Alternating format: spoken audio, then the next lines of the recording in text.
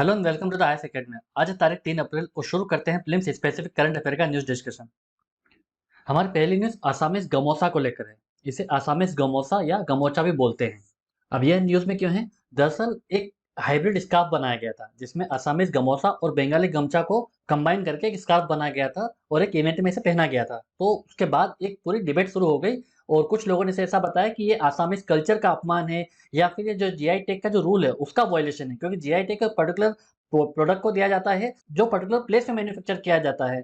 तो अगर ये कंबाइन किया जाता है, हाइब्रिड बनाया जाता है, तो ये जीआई टैग का वायलेशन है। और सबसे बड़ा मुद्दा इस बात का बनाया गया कि जो आसामीज गमोसा है वो आसामीज कल्चर का पार्ट है और वो उस पर प्राउड फील करते हैं। तो ऐसे में उनके कल्चर को इस तरीके से किसी और कल्चर के एलिमेंट को जोड़ के कुछ नया बना देना उनके कल्चर का अपमान जैसा है। ऐसा एक पर्टिकुलर सेक्शन के द्वारा ये बात बोली जा रही है। बट हमें यहाँ पर यूपीएससी के पर्सपेक्टिव से ये पता होना चाहिए कि आसामीज गमोसा है क्या है। तो ये जो गमोसा है इसका मतलब होता है पीस ऑफ क्लॉथ और टॉवेल और स्कार्फ, जो कि असम कल्चर को बिलोंग करता है, क्योंकि ये असम कल्चर का एक सिंबल है।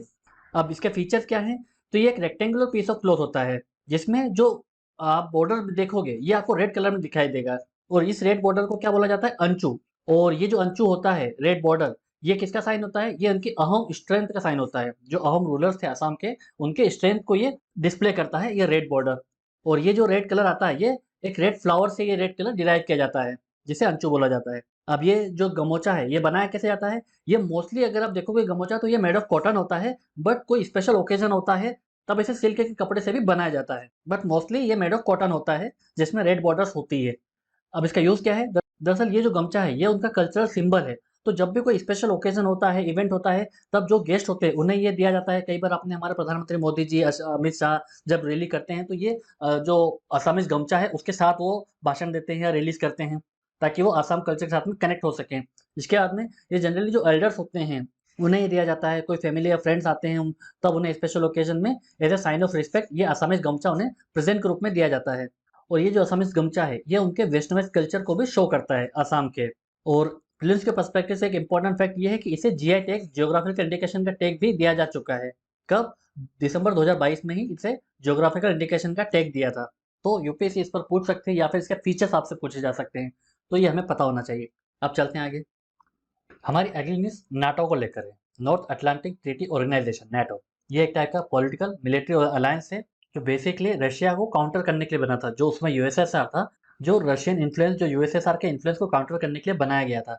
तो अभी इसलिए न्यूज़ में है क्योंकि यूएस ऑफिशियल थे, उनके जो राजदूत थे, उन्होंने ये स्टेटमेंट दिया था कि अगर इंडिया चाहे तो वो नाटो में शामिल हो सकता है। नाटो के दरवाजे जो हैं वो इंडिया के लिए हमेशा खुले रहेंगे, क्योंकि जो नाटो है और जो इंडिया है, अगर सिक्योरिटी चैलेंज देखें तो दोनों एक जैसे चैलेंजेस फेस कर रहे हैं। राइजिंग टेररिज्म, ठीक है, चाइना का राइजिंग एग्रेशन। तो ऐसे में एक कलेक्टिव डिफेंस जो होता है वो आपको एक सिक्योरिटी प्रोवाइड करता है और आपके क्षेत्र में, आपके रीजन में पीस प्रोवाइड करता है। तो उनका ऐसा मानना है कि हम नाटो अलायंस को लेके ओपन टू मोर एंगेजमेंट है, मतलब हम बातचीत करने को तैयार हैं। बट फिलहाल हम किसी भी प्रकार से कोई बैठक नहीं करने जा रहे हैं, क्योंकि अप्रैल में ब्रसल्स में एक मिनिस्ट्रियल मीटिंग होने वाली है नाटो की, जिसमें सवाल ये पूछा गया था क्या इंडिया को भी इसमें इनवाइट किया गया है, क्योंकि Australia, New Zealand, south Korea, Japan, ये चारों जो है नाटो के मेंबर नहीं है बट ग्लोबल पार्टनर जरूर है। इन्हें मीटिंग के लिए बुलाया गया है, बट इंडिया को इसमें नहीं बुलाया गया है क्योंकि इंडिया ने अभी तक फॉर्मली ऐसा कोई इंडिकेशन नहीं दिया है, स्टेटमेंट नहीं दिया है कि हम नाटो में शामिल होने के लिए इच्छुक हैं। क्योंकि हम दरअसल नॉन अलाइनमेंट में बिलीव रखते थे, हम किसी भी ग्रुप का हिस्सा नहीं होना चाहते थे। इस वजह से इंडिया ने हमेशा इससे दूरी बनाए रखी थी। 2011 में भी ऐसा मूवमेंट चला था, ऐसी बातें चली थी कि नाटो में इंडिया को शामिल हो जाना चाहिए, क्योंकि हमें जब चाइना काउंटर करना पड़ेगा तो नाटो हमें हेल्प कर सकता है। बट इसके अपने एक रिपरकशन हो सकते हैं, इस वजह से इंडिया ने नाटो में शामिल नहीं हुआ था। अब इस स्टेटमेंट की सिग्निफिकेंस क्या है कि एक तो इंडो पैसिफिक रीजन में एक्शन चल रहा है, क्योंकि जो चाइना है वो अग्रेसिवली राइज कर रहा है, और दूसरा रशिया यूक्रेन कॉन्फ्लिक्ट चल रहा है, जिसका जो पूरा विवाद है वो पूरा नाटो को लेकर है। क्योंकि रशिया बोलता है कि नाटो एक्सपांड कर रहा है ईस्टर्न साइड, तो उसको काउंटर करने के लिए रशिया ने यूक्रेन के अगेंस्ट वॉर छेड़ दी। अब चूंकि यूक्रेन नाटो का मेंबर नहीं है तो इस वजह से वो उसको सिक्योरिटी प्रोवाइड नहीं कर पा रहे हैं, या दूसरे मेंबर्स इसलिए उस वॉर में पार्टिसिपेट नहीं कर रहे हैं। बट हाँ, जर्मनी है, वेस्टर्न यूरोपियन नेशंस हैं, अमेरिका है, वो उसको मिलिट्री इक्विपमेंट्स हैं, मिसाइल्स हैं, टैंक्स हैं, ये जरूर प्रोवाइड कर रहे हैं। बट क्वेश्चन आपसे नाटो को लेकर पूछा जा सकता है, क्योंकि ये लगातार न्यूज में है, यूपीएससी में इस पर आपसे क्वेश्चन पूछा जा सकता है।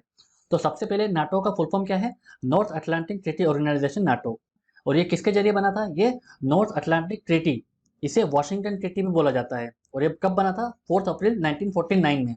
उस वक्त इसके मेंबर थे यूनाइटेड स्टेट्स, कनाडा और कुछ वेस्टर्न यूरोपियन नेशंस थे, जिसका मेन मकसद ये था कि जो सिक्योरिटी चैलेंजेस आए हैं सोवियत यूनियन की वजह से, उसे काउंटर किया जा सके। और नाटो को काउंटर करने के लिए रशिया ने क्या बनाया था? यूएसएसआर ने वार्सो पैक्ट बनाया था, जो कि 1955 में बना था। अब इसका जो हेडक्वार्टर है वो है ब्रसेल्स, बेल्जियम में। और नाटो के फिलहाल अभी कितने मेंबर्स हैं? 30 मेंबर्स हैं। Albania, Belgium, Bulgaria, Canada, Croatia, चेक Republic, Denmark, Estonia, France, Germany, Greece, Hungary, Iceland, Italy, Latvia, Lithuania, Luxembourg, Montenegro, Netherlands, Norway, Poland, Portugal, Romania, Slovakia, Slovenia, Turkey, Spain, United Kingdom and USA. अब यहाँ पर जो last वाला member है, जो सबसे last में ऐड हुआ था, वो है नॉर्थ मैकेडोनिया। तो टोटल इसके 30 मेंबर्स हैं। अभी जो रिसेंटली फिनलैंड और स्वीडन ने नाटो को ज्वाइन करने की इच्छा जताई थी, बट टर्की ने मना कर दिया। टर्की का ऐसा मानना है कि ये दोनों जो देश हैं, फिनलैंड और स्वीडन, ये हमारे जो देश के जो टेररिस्ट के जो ग्रुप्स हैं उनको संरक्षण देता है, तो उसको हम नाटो में नहीं घुसने देंगे। बट रिसेंटली टर्की ने फिनलैंड के लिए अलाउ कर दिया है, क्योंकि कोई भी नया मेंबर तभी आ सकता है जब सारे मेंबर्स एग्री हों उस पर्टिकुलर मेंबर के लिए। अब नाटो का एम क्या था? पॉलिटिकल और मिलिट्री अलायंस है। पॉलिटिकल अलायंस मतलब कि ये डेमोक्रेटिक आइडियाज को बढ़ावा देना चाहते थे, क्योंकि रशिया जो था वो सोशलिज्म आइडियाज को बढ़ावा दे रहा था। तो ये जो नाटो था, ये जो डेमोक्रेटिक आइडियाज है उसे बढ़ावा दे रहा था। In the name of democracy ये कैपिटलिस्ट को बिलोंग करते थे। और पॉलिटिकल अलायंस आता है, ये मिलिट्री अलायंस है, क्योंकि इसका जो आर्टिकल 5 है ये कलेक्टिव डिफेंस प्रोवाइड करता है। इसका जो पूरा नाटो का जो मेन बेसिस है वो आर्टिकल 5 है। आर्टिकल 5 ये बोलता है कि अगर किसी एक भी कंट्री पर हमला हुआ, तो आर्टिकल 5 के जरिए सारे मेंबर्स कंट्री को उस पर्टिकुलर नाटो के मेंबर्स को बचाने के लिए आना होगा, उसके साथ उस पूरे वॉर में पार्टिसिपेट करना होगा। सपोज करो अगर स्पेन में कोई अटैक करता है, तो अब सारे मेंबर कंट्रीज को आना पड़ेगा इसको बचाने के लिए, इसका वॉर में पार्टिसिपेट करने के लिए। अभी तक सिर्फ एक ही बार इस आर्टिकल 5 का यूज हुआ है, कब? जब 2001 में यूनाइटेड स्टेट्स में ट्विन टावर अटैक हुआ था, तब ये आर्टिकल 5 इन्वोक किया गया था और सारी मेंबर्स कंट्रीज ने नाटो की अफगानिस्तान में हुए वॉर में पार्टिसिपेट किया था। अब अगर नाटो के स्ट्रक्चर देखें, नाटो में एक इंटीग्रेटेड मिलिट्री कमांड होती है, बट इसके पास में अपने बहुत ही कम फोर्स होती है, बहुत ही कम इसके पास मिलिट्री इक्विपमेंट्स होते हैं। मोस्टली जो फोर्सेस होती हैं वो नेशनल कमांड में ही होती है। जैसे यूएसए की फोर्स है वो यूएसए की कमांड में ही है। बट जब आर्टिकल 5 इन्वोक हो जाता है, तब सारी मेंबर्स कंट्री एग्री हो जाती हैं, तब जाके ये जो पूरी फोर्स है वो नाटो के एक यूनिफाइड कमांड के अंदर काम करती है। तो ये पूरी नाटो से रिलेटेड पूरी न्यूज हो गई। यूपीएससी कहीं से भी आपसे पूछ सकती है, तो ये हमें पता होना चाहिए। अब चलते हैं आगे। हमारी अगली news Comprehensive Progressive Agreement for Trans Pacific Partnership, CPTPP को लेकर है। अब ये न्यूज में क्यों है? दरअसल यूनाइटेड किंगडम जो है उसने रिसेंटली इस सीपीटीपीपी को साइन कर दिया है, Comprehensive and Progressive Agreement for Trans Pacific Partnership. और ये ब्रिटेन को लेकर एक पोस्ट ब्रेग्जिट फ्रीडम का एक सक्सेसफुल उदाहरण दिया जा रहा है। उनका ऐसा मानना है कि जब से यूरोपियन यूनियन से यूके बाहर हुआ है, तब ये उसकी इंडिपेंडेंस है, मतलब उसकी लिबर्टी थी कि उसने इस सीपीटीपीपी ग्रुप को ज्वाइन कर लिया है। क्योंकि पहले यूरोपियन यूनियन में होता तो ये इस ग्रुप को साइन नहीं कर पाता, तो वो लिबर्टी नहीं थी उसके बाद में। बट अब ये फ्रीडम आ गई है, तो ये पोस्ट ब्रेग्जिट फ्रीडम के रूप में ये देखा जा रहा है ब्रिटेन में। अब इस एग्रीमेंट को पहले पार्लियामेंट के द्वारा रेटिफाई किया जाना है, और फिर जो सीपीटीपी कंट्रीज है उनके द्वारा भी इसे रेटिफाई करना होगा, तब जाके ये यूके जो है इसका फॉर्मल मेंबर बन पाएगा। अब यूपीएससी आपसे Comprehensive Progressive Agreement for Trans Pacific Partnership के बारे में पूछ सकती क्वेश्चन, क्योंकि न्यूज में है। तो दरअसल ये एक टाइप का फ्री ट्रेड एग्रीमेंट है between Australia, Brunei, Canada, Chile, Japan, Malaysia, Mexico, Peru, New Zealand, Singapore, Vietnam. Total इसके 11 मेंबर हैं। और ये साइन हुआ था 2018 को चिली के सेंटियागो में। पहले ये 12 कंट्रीज के साथ में मिला था, इसमें यूएसए भी इसका पार्ट था, बट यूएसए ने बाद में इससे विड्रॉ कर लिया और ये फिर 11 मेंबर्स का एक ग्रुप सीपीटीपीपी के रूप में बनकर उभर के आया। अब ये सीपीटीपी करेगा क्या? बेसिकली ये जितने भी इन देशों के बीच में जितने भी गुड्स एंड सर्विस का जो ट्रेड होता है, उसमें 99% टैरिफ को ये रिमूव कर देगा, एलिमिनेट कर देगा। लगभग इन देशों के बीच में फ्री ट्रेड हो सकेगा। इसके साथ ही साथ जो मेंबर्स कंट्रीज हैं उन्होंने एग्री किया है कि वो वाइल्ड लाइफ ट्रैफिकिंग को भी कट डाउन करेंगे। एलिफेंट है, राइनासोर्स है, मरीन स्पीसीज हैं, उन्हें बचाया जा सके। साथ ही साथ जो इन्वायरमेंटल अब्यूज हैं, जैसे कि अनसस्टेनेबल लॉगिंग, फिशिंग, इसको भी कर्व किया जाएगा। और जो कंट्रीज में कंप्लाई नहीं करेगी इसके रूल्स को, उसको पेनल्टीज देनी होगी। तो ये पूरे रूल्स हो गए सीपीटीपीपी को लेकर। अब आपको डिफरेंट ग्रुप्स के मेंबर्स के बारे में पता होना चाहिए, क्योंकि यूपीएससी क्या है ना, हर साल मेंबर्स को लेकर क्वेश्चन पूछती है। जो डिफरेंट डिफरेंट ग्रुप्स होते हैं उनके मेंबर्स जो कौन कौन होते हैं उन पर क्वेश्चन आ सकता है। तो अगर हम सीपीटीपीपी को देखें तो इसके मेंबर्स कौन कौन है? इसमें 11 मेंबर्स हैं, जिसमें आरसीईपी के ऑस्ट्रेलिया, जापान, न्यूजीलैंड और एशियन के ब्रुनेई, मलेशिया, सिंगापुर और वियतनाम शामिल है। आरसीईपी का मतलब क्या है? Regional comprehensive economic partnership. इसका मेंबर कौन है? China, south Korea, Australia, Japan, New Zealand and Asian countries. Asian countries में कौन कौन आता है? Cambodia, Indonesia, Laos, Myanmar, Philippines, Thailand, Brunei, Malaysia, Singapore and Vietnam.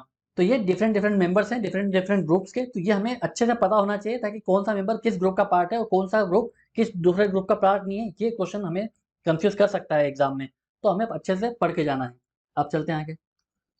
हमारी अगली news international day of zero waste को लेकर है। अब ये न्यूज में क्यों है? क्योंकि मार्च 30 2023 को पहला विश्व का international day of zero waste celebrate किया गया। तो इस वजह से यूपीएससी इस पर क्वेश्चन पूछ सकती है। तो ये जो international day of zero waste है, जो मार्च 30 2023 को पहला इंटरनेशनल डे जो सेलिब्रेट किया गया, इसका एम ये था कि लोगों को इंकरेज करना है, उन्हें अवेयर करना है, ताकि जो वेस्ट जनरेशन है वो कम से कम हो और एक सर्कुलर इकोनॉमी को प्रमोट किया जा सके। मतलब जितने भी हमारे बेसिक रिसोर्स है उन्हें अच्छे से रीयूज करना, ताकि वो हमारी जो इकोनॉमी है वो कम से कम रिसोर्स में ज़्यादा से ज़्यादा आउटपुट जनरेट कर सके, ताकि हम हमारी जो एसडीजी गोल है, सस्टेनेबल डेवलपमेंट गोल्स 11 और 12 को अचीव कर सकें। तो अब आपसे ये पूछा जा सकता है कि international day of zero waste कौन सेलिब्रेट करता है? तो ये United Nation environment programme UNEP और United Nation human settlement programme UN Habitat इसे सेलिब्रेट करता है। ये इसका इनिशिएटिव है। बट इसको डिक्लेयर किसने किया है international day of zero waste को मार्च 30 को? ये यूनाइटेड नेशन जनरल असेंबली द्वारा एक रिजोल्यूशन पास किया गया था 14 दिसंबर 2022 को, जिसमें मार्च 30 को international day of zero waste declare किया गया था। तो इसे डिक्लेयर किया गया था यूनाइटेड नेशन जनरल असेंबली के द्वारा, बट ये इनिशिएटिव है United Nation environment programme UNEP, United Nation human settlement programme UN habitat का। अब इसका ऑब्जेक्ट क्या है? कि जीरो वेस्ट को लेकर अवेयरनेस फैलाना, ताकि जो ग्लोबल वेस्ट बढ़ता जा रहा है उसे खत्म किया जा सके, उसे प्रिवेंट किया जा सके। क्योंकि अभी ग्लोबली 2 बिलियन टन का जो वेस्ट है वो हम हर साल जनरेट करते हैं, और 2050 तक एस्टिमेट किया जा रहा है कि 4 बिलियन टन तक हम जो हमारा जो कचरा होगा, जो वेस्ट होगा, वो हम जनरेट करेंगे, जिसमें 50% ऐसा कचरा होगा जिसको ठीक से निपटारा नहीं किया जाएगा, जो इन्वायरमेंट में फैलेगा, जिस हेल्थ रिपरकशन देखे जा सकते हैं, ये हमारे इन्वायरमेंट को नुकसान पहुंचाएगा। तो इसलिए जो वेस्ट है उसका ठीक से साइंटिफिक तरीके से निपटारा करना जरूरी है। अब ये जो पहला international day of zero waste था, इसका थीम क्या था? Achieving sustainable and environmentally sound practice of minimising and managing waste. तो जो भी हमें हमारा वेस्ट है उसको मिनिमाइज करना है, मैनेज करना है, उसे सस्टेनेबल और इन्वायरमेंटली साउंड प्रैक्टिस के जरिए ये हमें जीरो वेस्ट का जो टारगेट है वो अचीव करना है। तो ये आपसे क्वेश्चन पूछा जा सकता है। अब चलते हैं आगे। अब एक प्रीवियस ईयर क्वेश्चन देख लेते हैं जो यूपीएससी ने 2022 के प्रीलिम्स में पूछा था। Which of the following is are the exclusive power of Lok Sabha? पहला स्टेटमेंट है to ratify the declaration of emergency. ये लोकसभा का एक्सक्लूसिव पावर नहीं है, ये लोकसभा और राज्यसभा दोनों मिलकर इमरजेंसी की डिक्लेरेशन को रेटिफाई करती है। तो ये स्टेटमेंट गलत हो गया। सेकंड है to pass a motion of no confidence against the council of minister. ये स्टेटमेंट सही है, क्योंकि जो हमारे काउंसिल ऑफ मिनिस्टर है वो किसके प्रति अकाउंटेबल है? डायरेक्टली लोकसभा के अगेंस्ट। तो जो नो कॉन्फिडेंस मोशन है वो सिर्फ लोकसभा से ही पास किया जा सकता है। तो ये स्टेटमेंट सही है, ये एक्सक्लूसिव पावर है लोकसभा का। थर्ड है to impeach the president of India. ये स्टेटमेंट भी गलत है, क्योंकि प्रेसिडेंट को इम्पीच करने के लिए लोकसभा और राज्यसभा दोनों की सहमति जरूरी है। तो इस वजह से ये स्टेटमेंट भी गलत हो जाएगा। अब इसका आंसर क्या हो जाएगा? B, two only. इस वीडियो के पीडीएफ को डाउनलोड करने के लिए आप हमारे टेलीग्राम चैनल को ज्वाइन कर सकते हैं। ऐसे और करंट अफेयर के वीडियोस के लिए आप हमारे यूट्यूब चैनल को सब्सक्राइब कर सकते हैं। आज के वीडियो में सिर्फ इतना ही है। Thank you very much.